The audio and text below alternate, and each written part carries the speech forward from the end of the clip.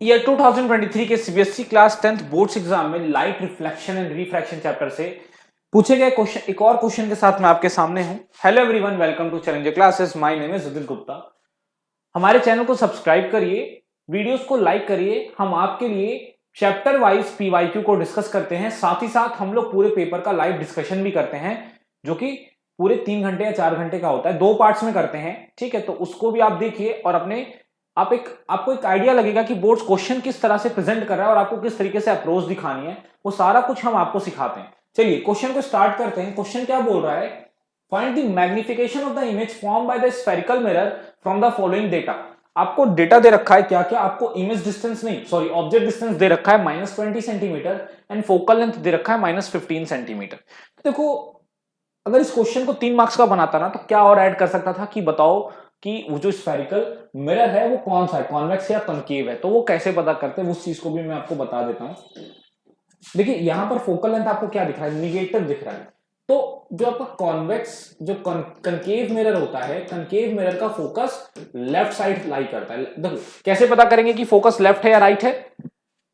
आपका ये जो मिरर है, इसका सर्कल किधर कंप्लीट हो रहा है? इस तरफ हो रहा है। तो जिस तरफ सर्कल कंप्लीट होता है, सर्कल कंप्लीट होने का मतलब अगर आप इसका कंप्लीट सर्कल बनाते तो किस तरफ कंप्लीट होता? इस तरफ होता ना।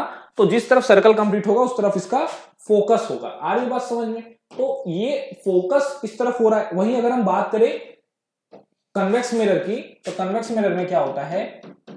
आपका फोकस राइट साइड लाई करता है। कहां लाई करता है? राइट साइड को लाई करता है, राइट साइड।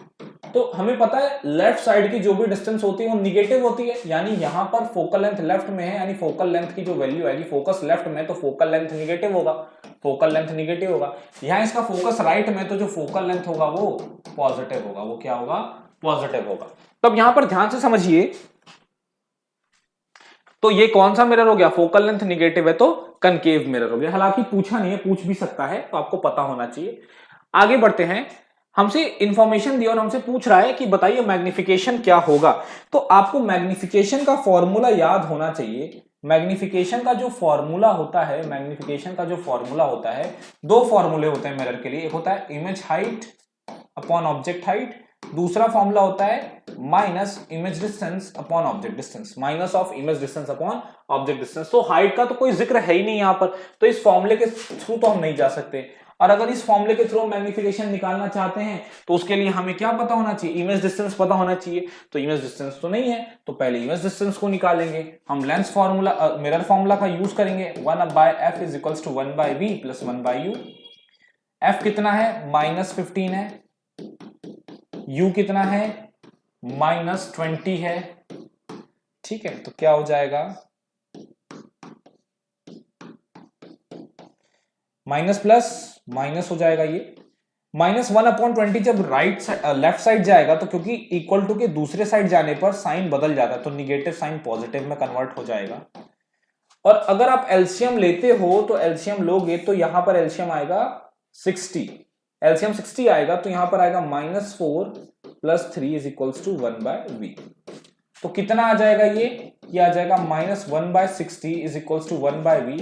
क्रॉस मल्टीप्लाई करेंगे तो -v इज इक्वल्स टू 60 आएगा, या v इज इक्वल्स टू -60 आएगा। क्रॉस मल्टीप्लाई करेंगे ना, तो -1 × v -v, 60 × 160। तो v आ गया आपका 60 सेंटीमीटर। आपने v निकाल लिया किसकी मदद से? आपने v निकाल लिया मिरर फॉर्मूला की मदद से। अब वैल्यू को पुट करते हैं, तो यहां माइनस, ये जो माइनस, ये फॉर्मूले का माइनस है, ठीक है। इससे कंफ्यूज मत हो जाना, उसको तो लिखना ही लिखना है आपको। माइनस ऑफ -60 अपॉन -20 है ना? हाँ, -20। तो एक माइनस कैंसिल आउट हो जाएगा, फिर भी एक माइनस बच जाएगा। अच्छा, 20 से 60 को काटेंगे तो 3 आएगा। तो कितना आंसर आ रहा है? -3। तो मैग्निफिकेशन आप 3 मत लिख देना, आंसर नहीं मिलेगा। मैग्निफिकेशन माइनस, ऐसे पूरा सॉल्व करोगे तो टीचर खुद ही देख लेगा कि मैग्निफिकेशन -3 आ रहा है। लेकिन जब आप एक स्टेटमेंट लिखोगे ना, द मैग्निफिकेशन इज 3 मत लिख के आ जाएगा, मैग्निफिकेशन इज -3। ठीक है। अच्छा, एक चीज मैं आपको और बता देता हूं। मैग्निफिकेशन अगर निगेटिव आ रहा है, मैग्निफिकेशन अगर निगेटिव आ रहा है, जैसे यहां पर आया, इसका मतलब जो इमेज है वो रियल एंड इन्वर्टेड है। रियल एंड इन्वर्टेड है, रियल एंड इन्वर्टेड। ये बहुत इंपॉर्टेंट इंफॉर्मेशन हमें मैग्निफिकेशन से मिलती है।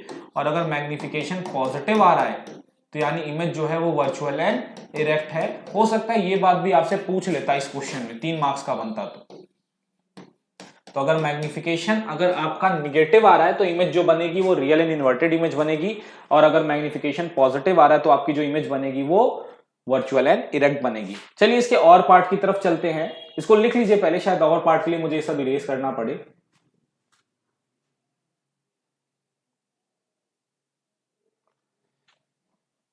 ठीक है, चलिए बढ़ते हैं और पार्ट की तरफ। पॉज करके लिख लीजिएगा।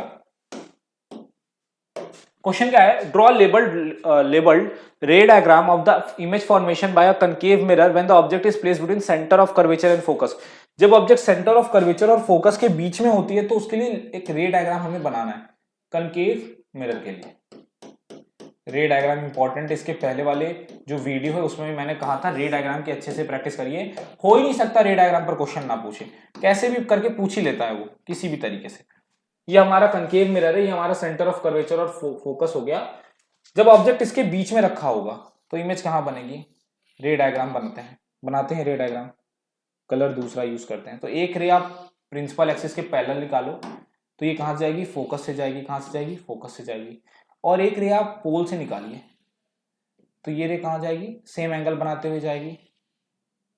तो आप देख सकते हैं आपका इमेज जो बन रहा है वो कहां बन रहा है, वो बियॉन्ड सी बन रहा है। कहां बन रहा है इमेज, बियॉन्ड सी। अच्छा, रियल एंड इन्वर्टेड है कि नहीं है, बिल्कुल रियल एंड इन्वर्टेड है सर। रियल एंड इन्वर्टेड क्यों है, क्योंकि रेज आपस में, रिफ्लेक्टेड रेज आपस में इंटरसेक्ट कर रही हैं। रिफ्लेक्टेड रेज जब आपस में इंटरसेक्ट करें तो image virtual real and inverted बनती है। ठीक है, रियल बन रही है और साथ में इन्वर्टेड बन रही है। तो ये मेरा रे डायग्राम हो गया। आप इसको लेबल भी करोगे, ठीक है, लेबल इन द सेंस ये आपका ऑब्जेक्ट है, ठीक है, और आप नेचर वगैरह भी लिख देना। ठीक है, आप बता देना कि जो इमेज होगी, जो इमेज है, image is real and inverted, real and inverted, और साथ ही साथ ये लिख देना and position is beyond C, C के बियॉन्ड बन रही है। ठीक है, तो आप ये चीज लिख देना। एक लाइन लिखने में क्या कष्ट हो रहा है आपको, आप लिख देना, 2 नंबर आपके पूरे आपको मिल जाएंगे। ठीक है, हालांकि ऐसा कुछ बोला नहीं है कि नेचर वगैरह बताइए, लेकिन आप लिख दीजिएगा। ठीक, तो इस तरीके से हमने इस क्वेश्चन को अटेम्प्ट किया, दोनों पार्ट्स को हमने अटेम्प्ट किया। 2 मार्क्स का क्वेश्चन था। ठीक, आई होप आपको एक्सप्लेनेशन समझ में आई होगी, आपके लिए काफी हेल्पफुल रही होगी। मिलते हैं नेक्स्ट वीडियो में एक नए लेक्चर के साथ, एक नए क्वेश्चन के साथ। तब तक के लिए थैंक यू।